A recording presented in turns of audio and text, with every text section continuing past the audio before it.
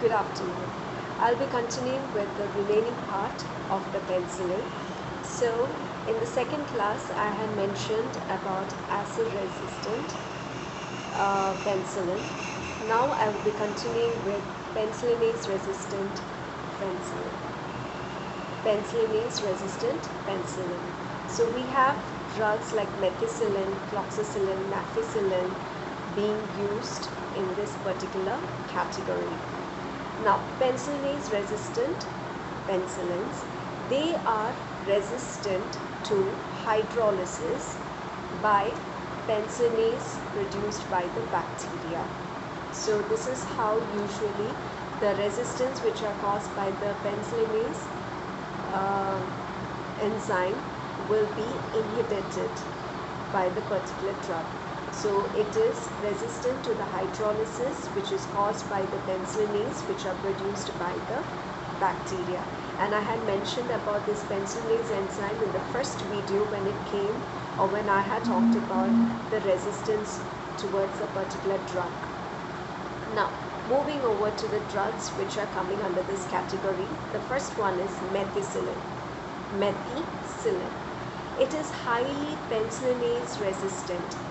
It is highly penicillinase resistant but not acid resistant.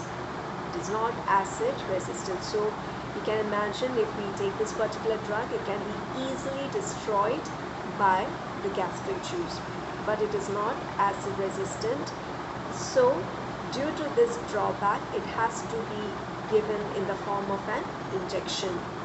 And also it is an inducer of penicillinase production.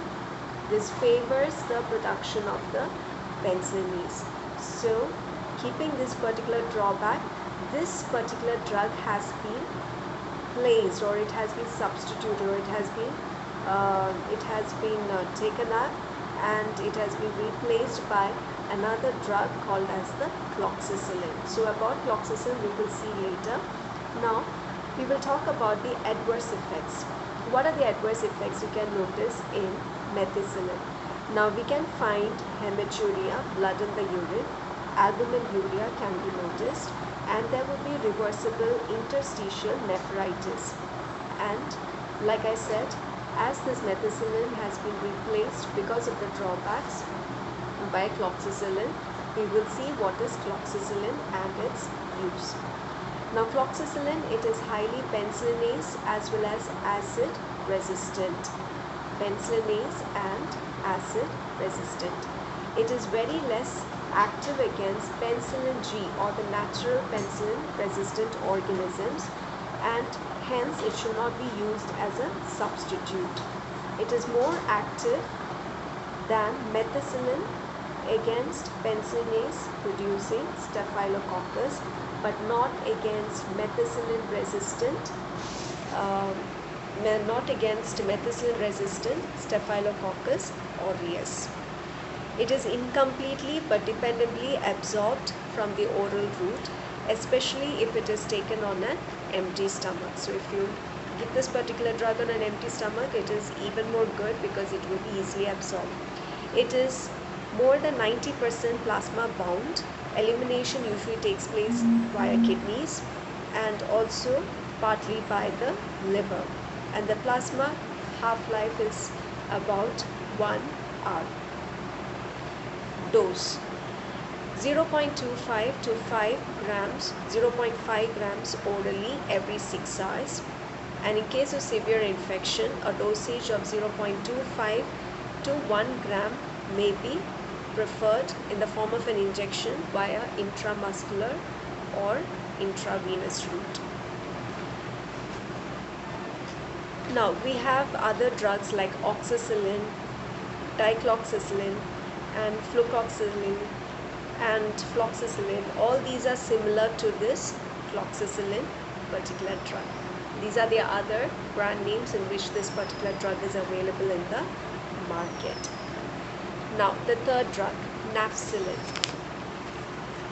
Nafcillin is said to be highly resistant to penicillinase, and also it has a very useful activity against non-penicillinase producing organisms.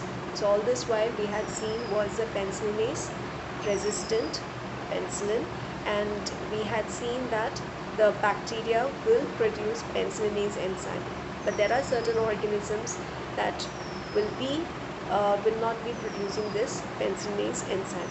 So non-penicillinase producing organisms, this particular drug can be used.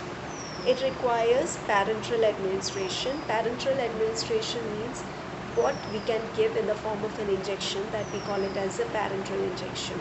So it requires parenteral administration due to its unreliable absorption from the gut. Now uses. Penicillinase resistant penicillins can be used in case of infection with penicillinase producing staphylococci and methicillin resistant strains. In such kind of cases we can go for incorporating vancomycin in the treatment.